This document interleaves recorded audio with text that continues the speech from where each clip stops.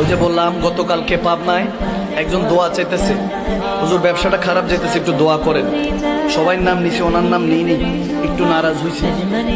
তো সামনে থেকে ময় মুরব্বী বল, হুজুর একটু দোয়াটা। আমি বললাম দোয়া তো চাইছি, কিন্তু বুঝতেছি না করবো কি করবো না। বলে কেন? বললাম যে ব্যবসার দোয়া চাইছে এই ব্যবসার দোয়ার জন্য তো দোয়া চাইতে পারতেছি না। বলে হুজুর কিসের ব্যবসা? আমি বললাম কাফনের কাপড়ের ব্যবসা।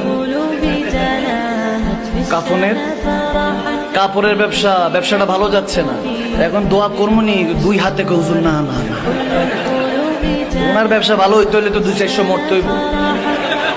আওয়াজ দেয় না, ঠিক না? খারাপ লাগতেছে মনে হয়? থাক, আজকে এতটুকু থাক না। আমি কালকে একজনকে জিজ্ঞেস করতেছি, আমার কালকে, যে তোমার যে একটা অবস্থা দেখতেছি পরিবর্তন কি আসবে না? তোমার তো অবস্থা খুবই খারাপ দেখতেছি।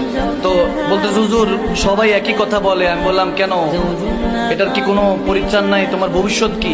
আমারে বলতেছে হুজুর একটু চোখটা বন্ধ করেন। আমি চোখটা বন্ধ করলাম। বলে কি দেখেন হুজুর? আমি বললাম অন্ধকার। কই অবস্থায় আছি? পোলা পাইন যে একটা দুষ্ট হইছে, চিন্তা করছেন? আল্লাহ আমাদেরকে হেদায়েত নসিব করুক।